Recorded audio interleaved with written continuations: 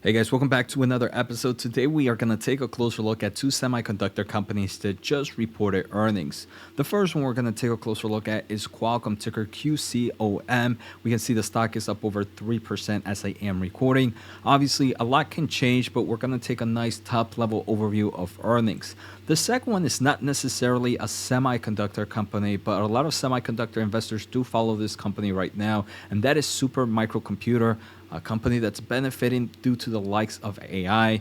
We can see after hours the stock is also up over 3%. So let's take a closer look in today's episode. All right, so let's start off with Qualcomm. Qualcomm is definitely a stock in my portfolio. I own it, and I do enjoy that this company is entering numerous markets. In the past few weeks, we have heard of Qualcomm and their new solutions for the laptop space. We've also heard kind of their new platform for the mobile space and other solutions in the Internet of Things market.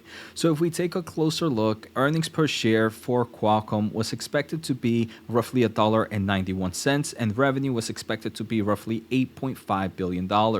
Now, if we take a closer look at Qualcomm, revenue was actually 8.6, almost closer to 8.7 billion, where analysts were expecting 8.5. So there was a beat in revenue, and also diluted earnings per share were $2.02, beating analyst expectations of $1.91. So overall, the company is doing a lot better than analysts expected. Unfortunately, if we take a closer look, all the numbers, revenue, net income, diluted earnings per share, even on a non-GAAP basis, are all down a nice amount year over year.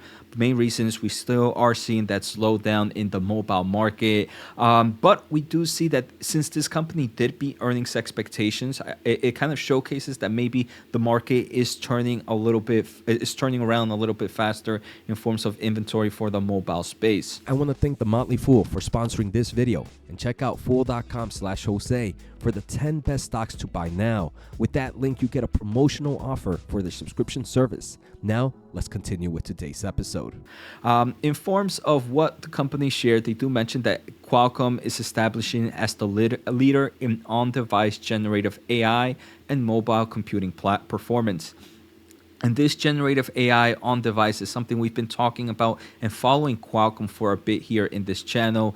So if you are subscribed to the channel, you know a lot about that. So now let's take a closer look at their QCT revenue stream. We can see handsets was roughly $5.5 billion. It was down 27% year over year. And the other thing, we do see that the automotive market, even though it's still small, is growing a nice amount, roughly up 15%, and is now over half a billion dollars in revenue for the fourth quarter of 2023. Now, Internet of Things, we can see that the company had roughly $1.4 billion, down 31% year over year. So right off the bat, we can see that, hey, look, this company is showcasing a bit of a slowdown here in the overall market. Now, if we look at return to capital for the full year, Qualcomm bought roughly $3 billion worth of shares, and they did pay roughly $3.5 billion in dividend. This quarter alone, they did roughly $400 million in share repurchase and roughly $900 million in dividend. Now, the company did share their business outlook, and I do want to say this business outlook is what's helping the stock price go up a nice amount. Right now, we can see revenue is expected to be somewhere between $9.1 to $9.9 billion for quarter one fiscal year of 2024. And that, again, that would be a nice sequential growth, where this most recent quarter we talked, it was $8.6 billion, right? So a nice sequential growth, even at the low end, would be a nice sequential growth. At the midpoint, it'll be closer to what, 9.5 billion. And now if we take a closer look at what analysts were expecting somewhere around 9.2 billion. So the company is way above in midpoint of the guidance, so we can see investors are pretty excited. Again, I do believe this kind of showcases that maybe the mobile market has kind of finished that over inventory correction, and now we should start to see some nice sequential growth from here on out. At least the seasonality trends that we normally see. There are obviously some quarters that are weaker than others, and then there's others that are stronger. I want to take a closer look at the announcements. Nothing too crazy. In my opinion, the best thing that came out for Qualcomm was the strength of their CPU, the Snap Snapdragon Elite. And I do believe that's going to give them a lot of growth opportunities in the Internet of Things market, but also in the automotive market. They are expanding into new vehicle classes like the two-wheelers. And many people, when you think of two-wheelers, you're like, hey, Jose, what could that mean? Motorcycles, smart scooters. So I do believe that bodes really well. The other thing, in the Internet of Things market, the company announced numerous solutions with their XR2 and their AR1 platform, which are meant for augmented reality and virtual reality, and we do see them kind of partnering up with MetaQuest to kind of collaborate and bring these solutions to the market. Now, the second company we're going to take a closer look at is Supermicro. But before we go any further, guys, I do want to say thank you for the support. If you haven't, make sure to hit the thumbs up and the subscribe button. I also do have a membership program here. Just click join to learn more. Check out fool.com/Jose for a special offer. So we can see Supermicro right now is up roughly 4.5% as I am recording, sitting at $263.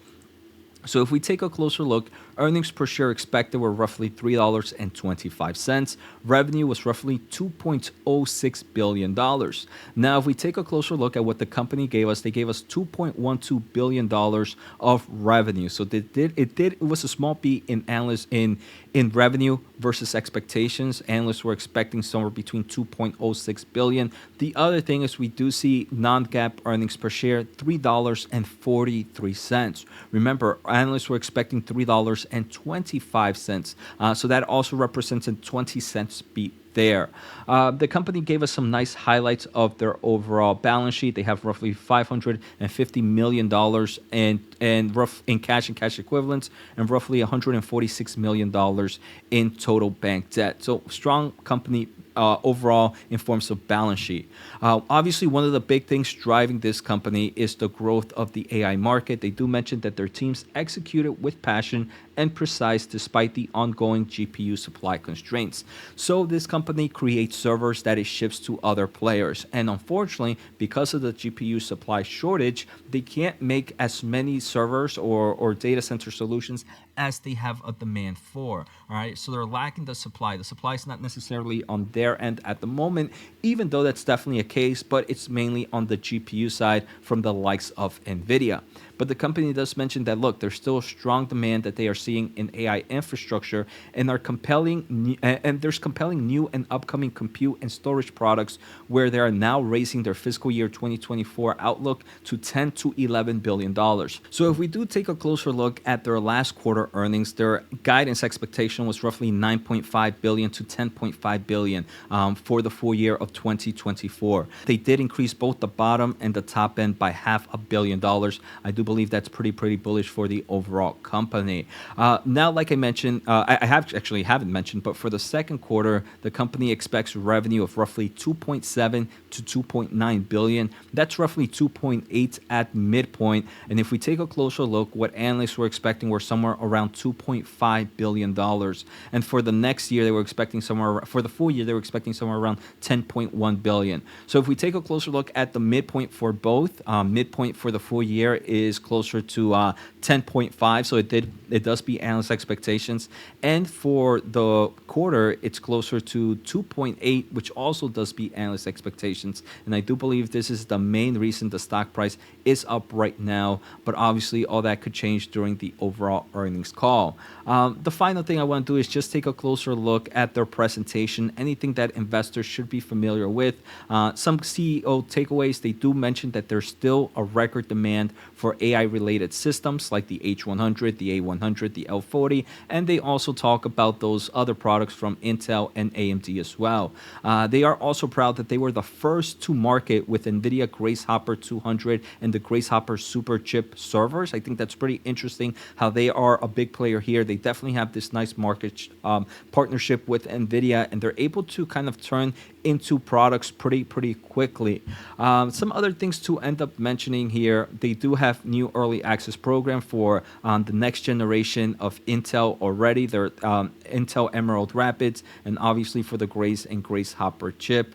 They are addressing a $20 billion revenue operations in the future by kind of increasing their capacity. For example, in Taiwan, they are increasing their capacity by 2 to 3x by the end of fiscal year of 2024. They are expanding their Malaysia plant to start production at the end of calendar year of 2023 with high volume production by quarter 3 of 2024. And the company is also planning additional American sites at the moment.